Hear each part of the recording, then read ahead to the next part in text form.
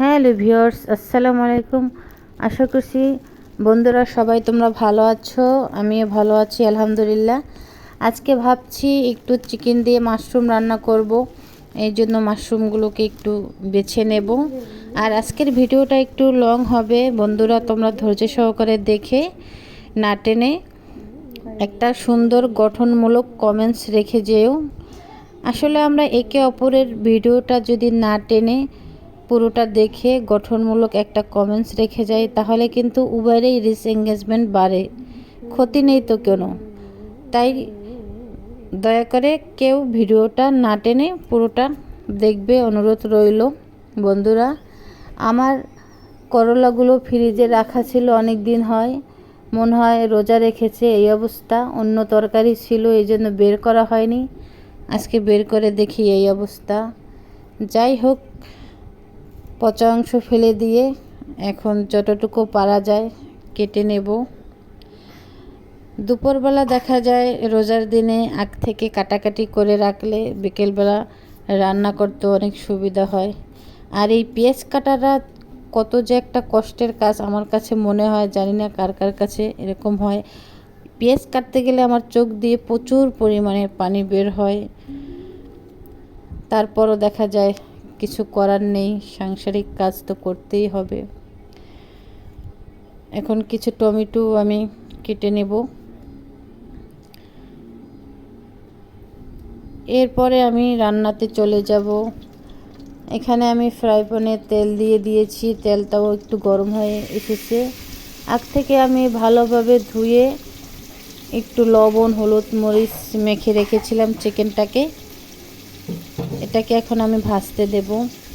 অন্যটা পাত্রে আমি এখানে পেঁয়াজ আদা রসুন গোটা গরম মশলা হলুদ গুঁড়া মরিচ গুঁড়া রাঁধুনি মাংসের মশলার গুঁড়া সব মশলা আর কি কষিয়ে নিলাম। একটু কষানো হয়ে গেলে এর ভেতরে আমি কিছু টমেটো দিয়ে দেব। টমেটো দিয়েও খুব ভালোভাবে কষিয়ে নেব। টমেটো দিয়ে কষালে কিন্তু এর স্বাদটা অনেক বেড়ে যায়। আমি মাছের সাথে সাথে মাংসের ভেতরেও টমেটোটা ইউজ করি। এবার আমি আগ থেকে গরম পানি দিয়ে ভিজিয়ে রেখেছিলাম অনেকক্ষণ, ভালোভাবে ধুয়ে মাশরুমগুলোকে দিয়ে দেব। মাশরুমগুলোকেও ভালোভাবে আমি কষিয়ে নেব, মশলার সাথে খুব ভালোভাবে মেশাবো আমি। ভালোভাবে কষানোর জন্য একটু ঢেকে রাখলাম। ঢাকনা খুলতেই দেখেন কত পানি বের হয়েছে। আমি কিন্তু কোনো পানি দেইনি, শুধু মশলা দিয়েছি। এরপর দেখা যায় টমেটোর ভিতরে এমনিতেই পানি থাকে, তারপর মাশরুম থেকেও ভালো পরিমাণে পানি বের হয়েছে। এখন আমি আর কিছুক্ষণের জন্য এটাকে ঢেকে রেখে দেব ভালোভাবে একটু কষানোর জন্য। এই তো কিছুক্ষণ পর ঢাকনা তুলে নিলাম। এটা আমার ভালোভাবে কষানো হয়ে গেছে। এই পর্যায়ে আমি ভাজা মাংসগুলো দিয়ে দেব। ভাজা মাংসগুলো দিয়েও খুব ভালোভাবে মিশিয়ে নেব মশলার সাথে।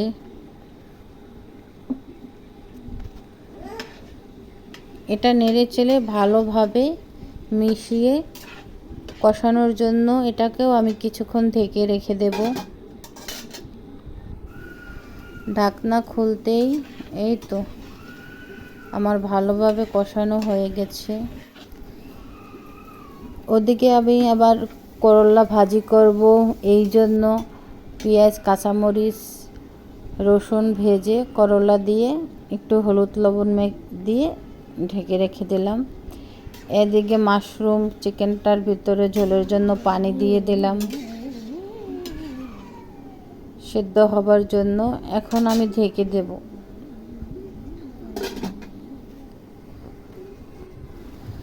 ঢাকনা উঠে আনলাম দেখার জন্য কি অবস্থা। কিছুক্ষণ রেখেছিলাম ঢাকনা দিয়ে। ওদিকে করলাগুলো ভেজে নিচ্ছি। মাশরুমগুলোকে একটু চেক করে নেব কি অবস্থা মাশরুমের। মাশরুমটা বেশ শক্ত আছে। চিকেনটা এমনিতেই ব্রয়লার চিকেন, তারপরও ভাজা চিকেনটা তো হয়ে যাবে, কিন্তু মাশরুমটা শক্ত, এই জন্য একটু সময় নিয়ে ঢেকে ঢেকে রান্না করতেছি। একটু ঢেকে দিচ্ছি, তারপর একটু পরে আবার নাড়াচাড়া দিয়ে উঠিয়ে দেখতেছি। মাশরুমটা শক্ত আছে, এই জন্য আমি আরও কিছু পানি দিয়ে দিলাম। এরপর ঢেকে দিলাম। ওদিকে আমার করলা ভাজি হয়ে গেছে, কিন্তু মাশরুম সেদ্ধ হয়নি। দেখি এই পর্যায়ে কি অবস্থা মাশরুমের। চিকেনটা তো হয়ে গেছে, এই তো হয়ে গেছে আমার চিকেন মাশরুম রান্না। এ পর্যায়ে আমি একটু ভাজা গরম মশলার গুঁড়া, ভাজা জিরা গুঁড়া দিয়ে দেব।